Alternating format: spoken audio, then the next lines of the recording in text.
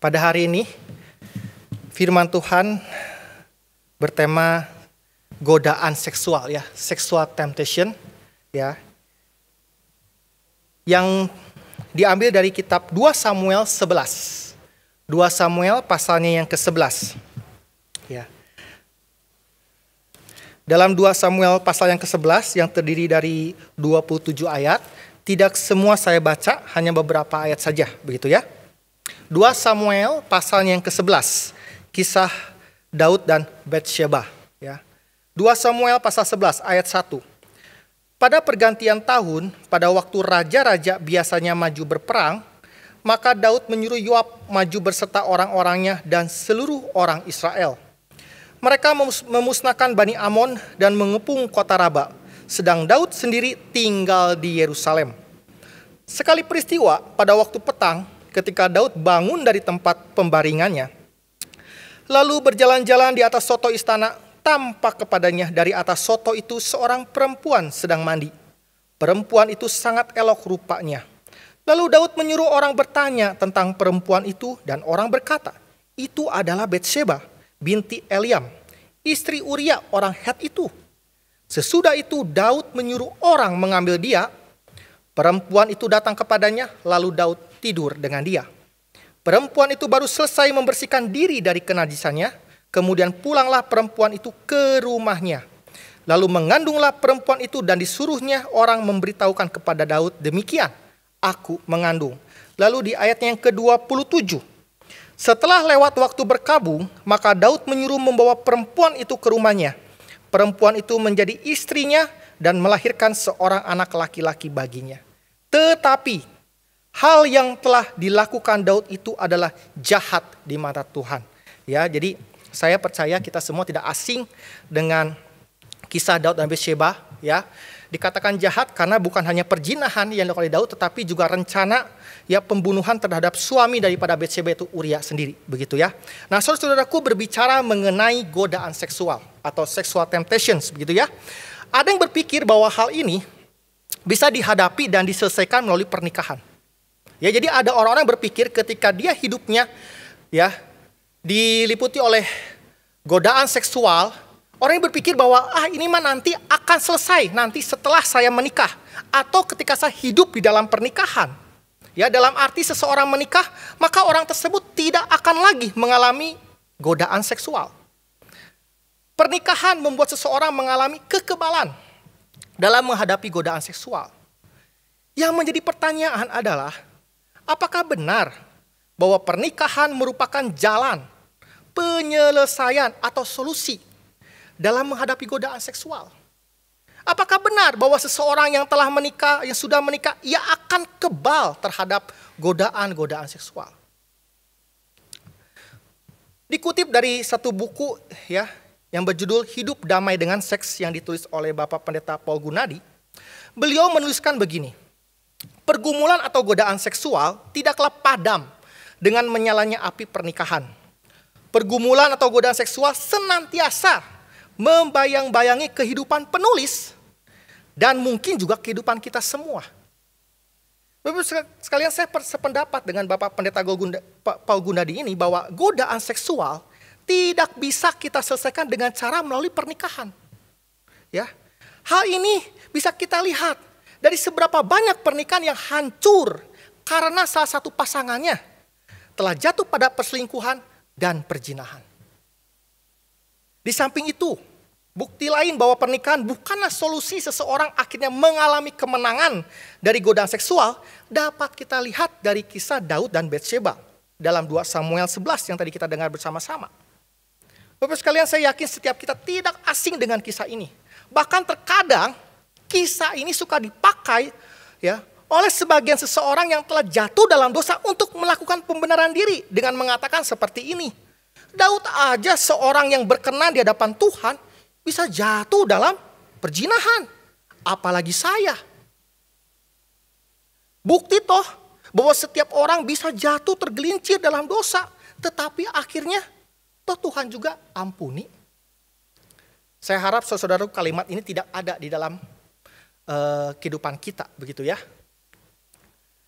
Saudaraku, dari kisah Daud dan Batsheba, maka kita diingatkan bahwa godaan seksual itu nyata dan bisa menghampiri siapa saja, termasuk anak-anak Tuhan. Nah, sebelum saya masuk lebih dalam membahas 2 Samuel 11 ini, ya, bagian ini, saya pikir dan rasa ada baiknya saya dan Bapak Ibu terlebih dahulu kita memiliki suatu pemahaman yang sama tentang seks. Ya, apa sih yang dikatakan firman Tuhan tentang seks? Saudara-saudaraku, seks adalah sebuah karunia Allah yang diberikan kepada kita. Itu bisa kita lihat di dalam Kejadian 2 ayat 24-25. Dan seks itu sendiri hanya boleh dinikmati, dilakukan saat seseorang sudah menikah.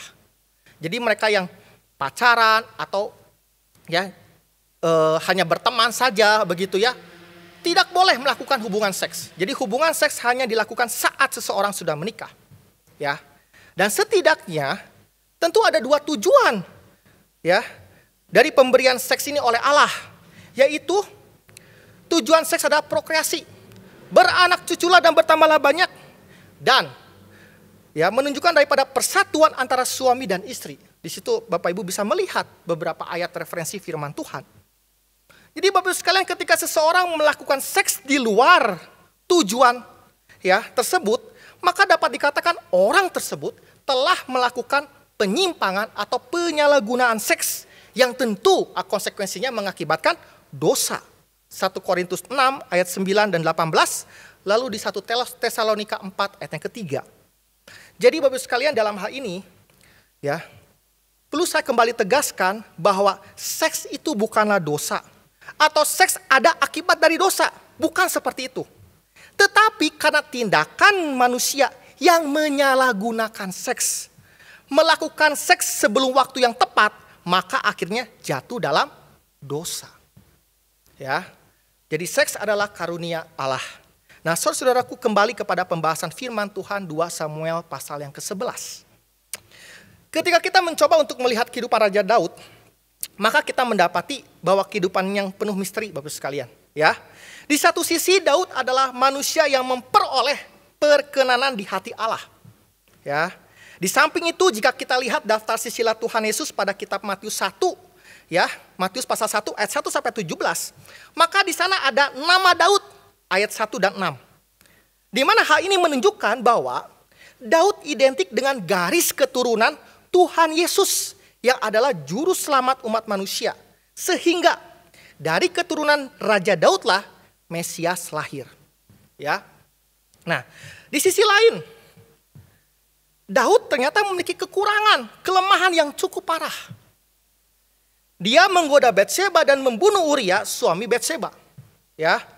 Daud juga membunuh Nabal, dan setelah Nabal mati, Daud mengambil Abigail, istri Nabal, menjadi istrinya. Padahal sebelum Batseba dan Abigail, Daud itu sudah punya istri. Dan menjelang akhir, Alkitab mencatat Daud memiliki beberapa istri. Ada yang mengatakan bahwa ya Daud itu kalau dikumpulin nih, istrinya ya ada 18. Daud punya istri 18, itu belum termasuk gundik. Ya, saudaraku. Jadi dengan begitu banyaknya istri yang dimiliki oleh Daud ditambah dengan para gundiknya, mungkin kita bertanya-tanya, kok mengapa Daud masih bisa melakukan hubungan intim dengan seorang perempuan yang telah bersuami dan hal itu adalah perzinahan? Apakah 18 kurang cukup? Saudaraku, ada suatu persepsi yang mengatakan bahwa setidaknya ada 3 hal kelemahan seorang pria yang menjadi kejatuhannya. Ya, pertama yaitu harta. Ya, yang kedua tahta, berarti bicara soal kekuasaan. Dan yang ketiga perempuan. Ya, dan jika coba saya kaitkan dengan diri Daud, ada kemungkinan kelemahan Daud bukan di dalam hal harta, tahta atau kekuasaan, tetapi dalam hal perempuan. Ya. Nah, saudaraku, ya, jika kita perhatikan kisah kejatuhan Daud, maka kejatuhan Daud berawal dari melihat ayat 2. Ya, saya bacakan kembali.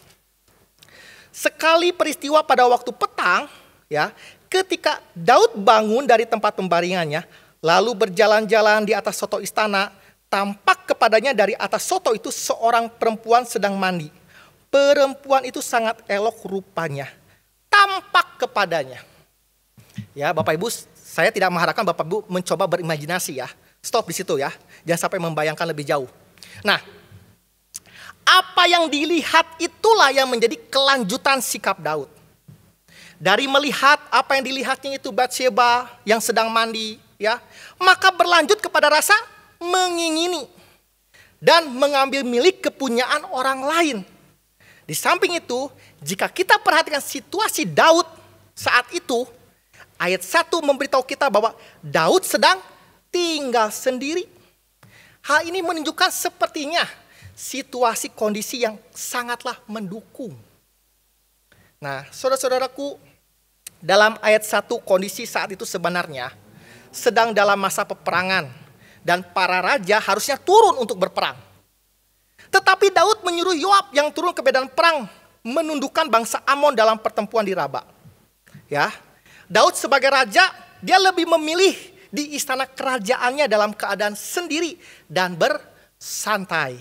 Ya, sepertinya keberadaan Daud sebagai raja melepaskan tanggung jawabnya untuk ikut terlibat memimpin perang.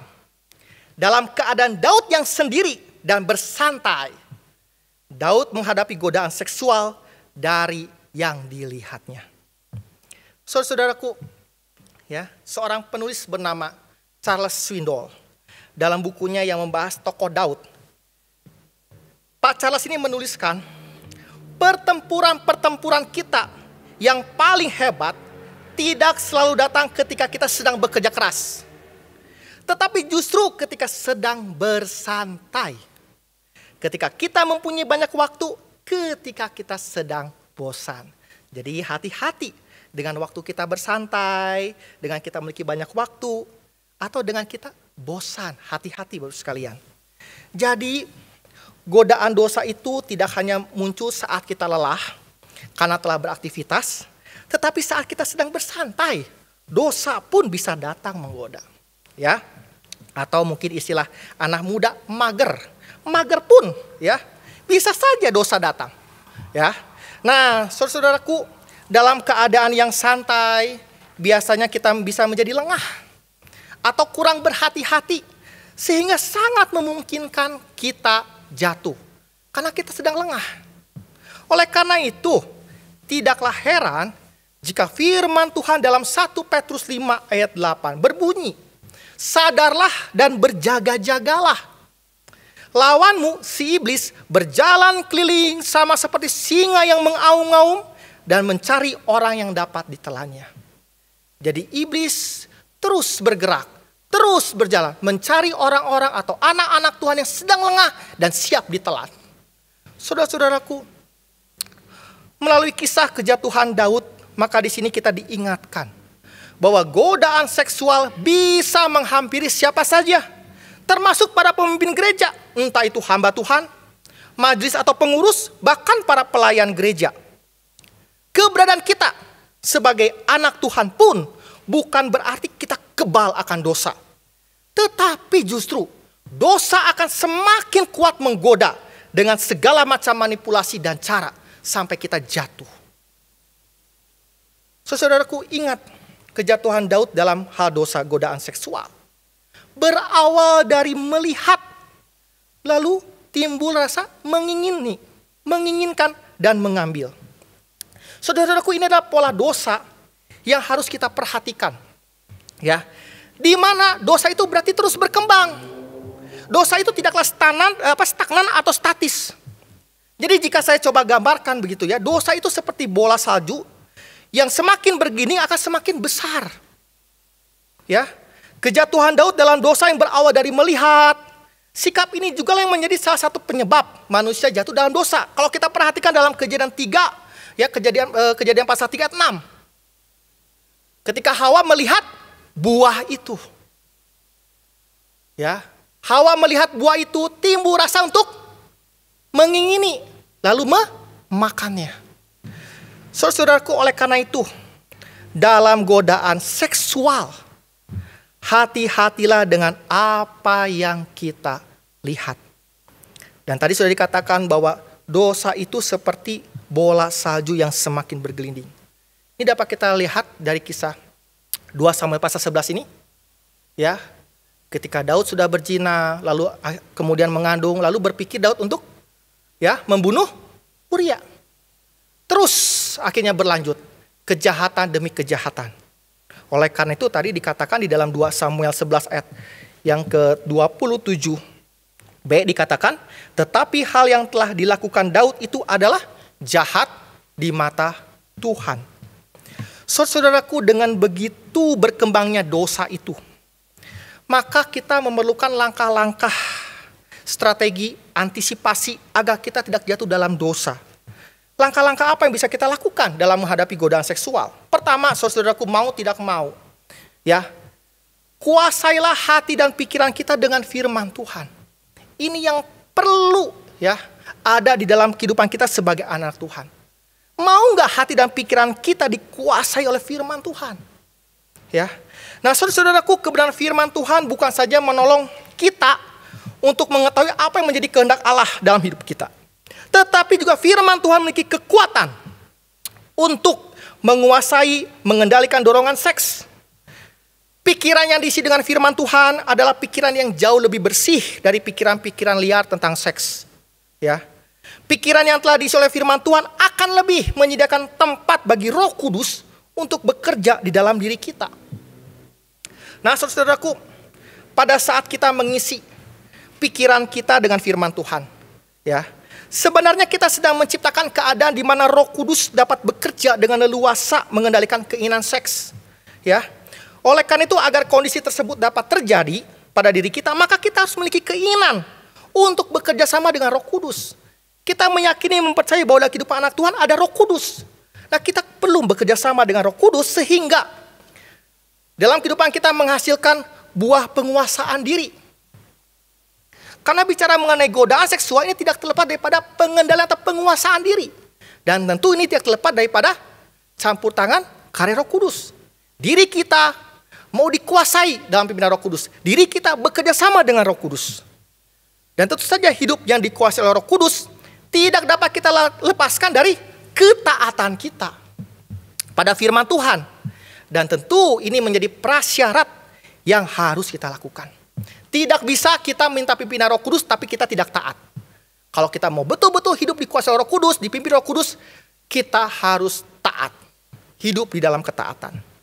Nah, saudara-saudaraku, satu bagian firman Tuhan yang dapat menolong kita saat muncul pikiran yang tidak kudus atau pikiran yang jahat, saya selalu diingatkan oleh kebenaran firman Tuhan dari kitab Filipi 4 ayat 8. Jadi akhirnya saudara-saudara, semua yang mulia, semua yang adil, semua yang suci, semua yang manis, semua yang sedap didengar, semua yang disebut kebajikan dan patut dipuji, pikirkanlah semuanya itu. Bagian firman Tuhan ini tentu saja bukan berlaku dalam hal dosa seksual, di dalam hal perkataan dan perbuatan. Sebelum kita berbicara, sebelum kita berbuat atau melakukan sesuatu, kita pikirkan dulu, ini sesuatu yang mulia enggak? Apa konsekuensinya? Apa resikonya? Jadi pikirlah dulu sebelum kita berbicara dan juga sebelum kita bertindak. Nah, saudara-saudaraku, itu yang pertama. Kuasailah diri kita, hati kita, pikiran kita dengan firman Tuhan. Yang kedua, langkah apa yang bisa kita lakukan untuk menghadapi godaan seksual? Yang kedua adalah disiplin diri. Maksudnya adalah mendisiplinkan tubuh dan pikiran. Nah, saudaraku, walaupun hati dan pikiran kita telah diisi oleh kebenaran firman Tuhan, namun kita pun perlu hidup yang berdisiplin. Dalam hal ini kita perlu mendisiplin tubuh dan pikiran kita agar hasrat seks tidak hidup liar. Seperti yang saya telah sampaikan bahwa godaan seksual itu ada kaitannya dengan mata, dengan melihat. Jadi berdisiplin jugalah dalam hal melihat. Bagaimana kita berdisiplin dalam mempergunakan mata kita. Beberapa waktu yang lalu, sudah lama waktu saya di Saat, ada artikel dari sebuah koran mengatakan bahwa seorang pria kalau melihat seorang perempuan dalam sekian detik itu timbul rasa keinginan.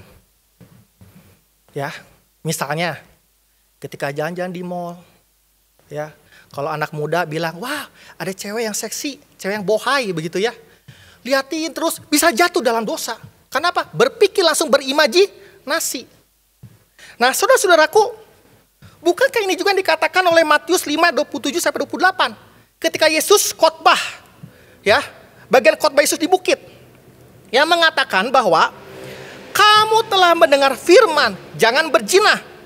Tetapi aku berkata kepadamu, setiap orang yang memandang perempuan serta menginginkannya sudah berzina dengan dia di dalam hatinya.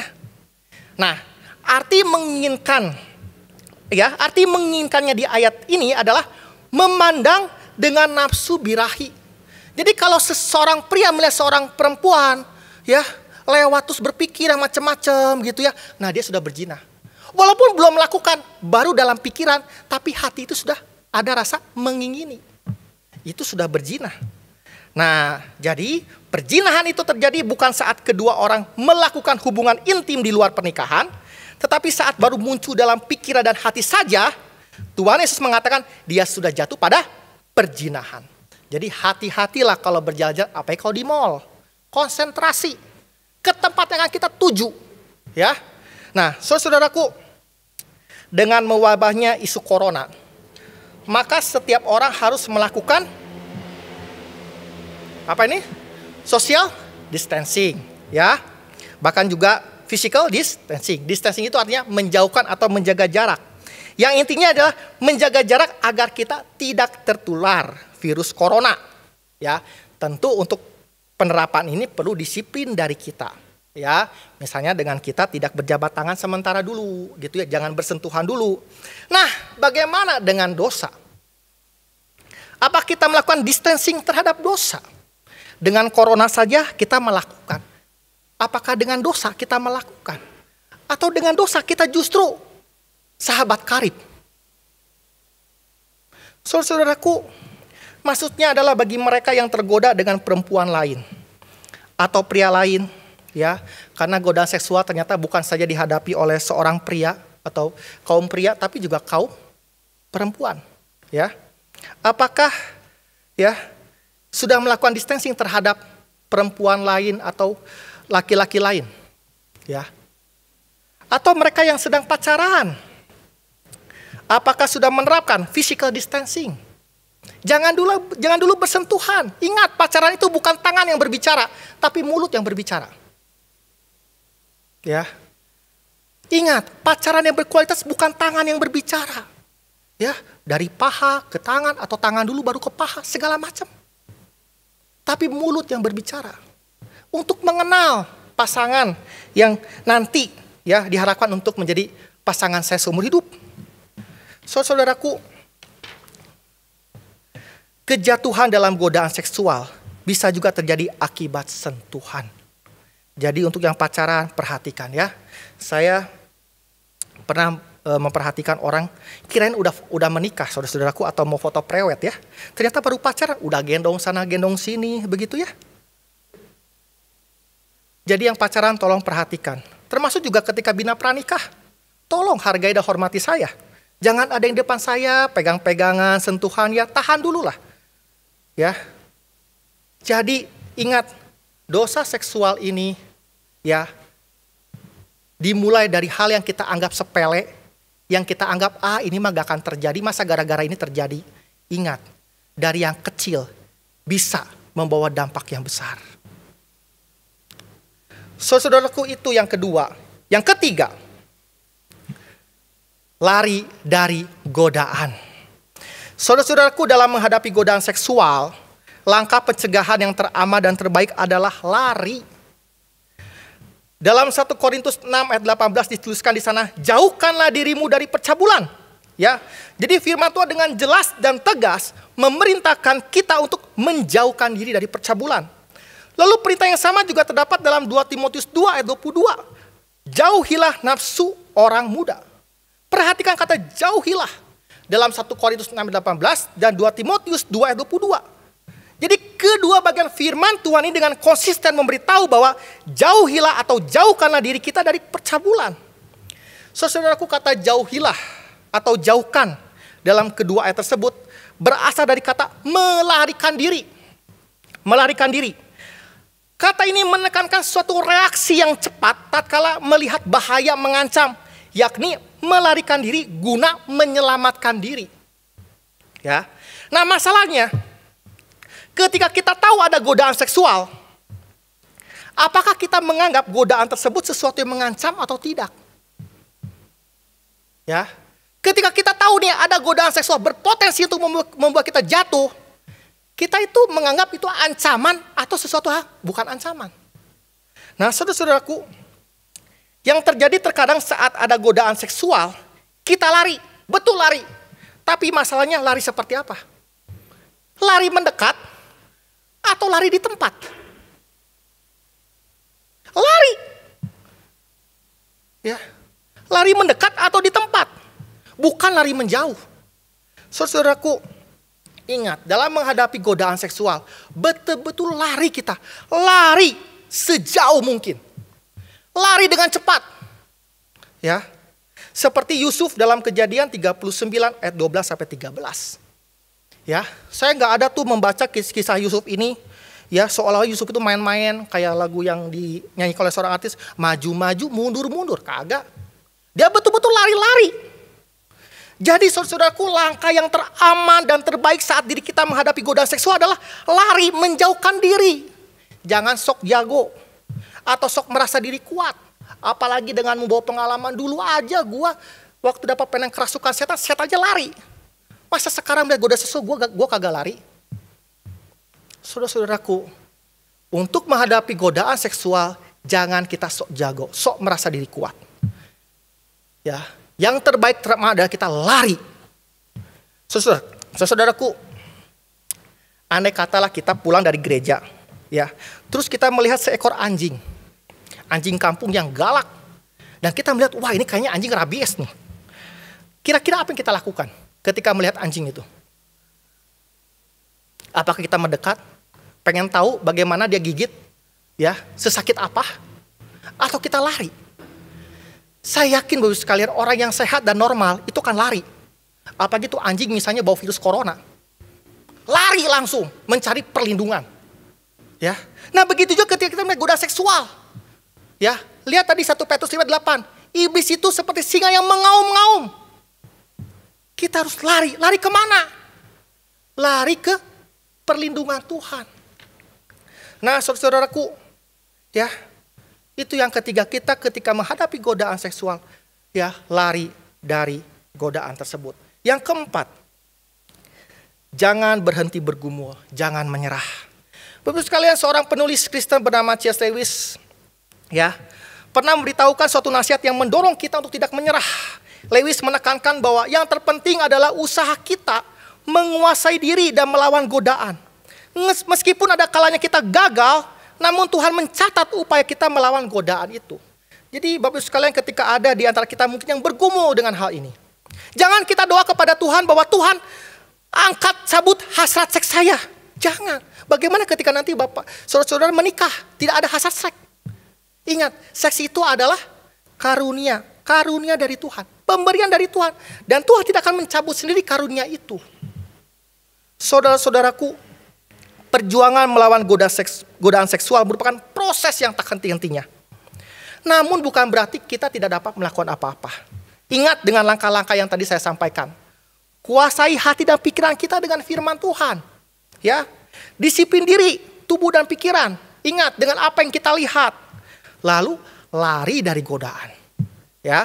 Nah, saudara-saudaraku, sekarang pertanyaan, bagaimana Pak jika diri kita, ya, atau mungkin di antara kita ada yang sudah terlanjur terjerat dalam godaan seksual, atau terjerat dalam kecanduan pornografi, bagaimana? Nah, saudaraku, ya, sadar, mengakui, memohon ampun dan bertobat. Nah, saudaraku, bagian ini saya didasari dari 2 Samuel pasal yang ke-12, ya, kisah setelah Daud berbuat jinah dengan Batsyeba. Nah, pada khotbah hari ini memang saya tidak fokus kepada 2 Samuel pasal 12 ini. Tetapi saudaraku, tindakan Daud, ya, dalam 2 Samuel pasal 12, ya, bisa menjadi contoh yang baik untuk diikuti bagi seorang yang telah jatuh dalam godaan seksual atau kecanduan. Dan saya pikir sikap Daud di pasal 12 ini yang menjadi alasan atau dasar mengapa Daud dikatakan seseorang yang berkenan di hati Allah. Saudaraku, seseorang yang berkenan di hati Allah bukanlah seorang yang sempurna, ya, tanpa cacat, tidak ada kekurangan, bukan. Seseorang yang berkenan di hati Allah adalah seseorang yang siap untuk ditegur oleh firman Tuhan dan dia mau belajar untuk memperbaiki diri saat dia jatuh melakukan dosa.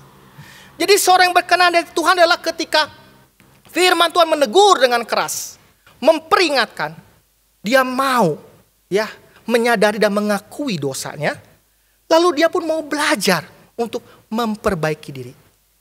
Itu adalah orang yang berkenan di hati Tuhan. Nah, saudaraku, jadi saat kita didapati telah jatuh dalam dosa, dosa apapun, bukannya dosa seksual, dan ada bukti-buktinya.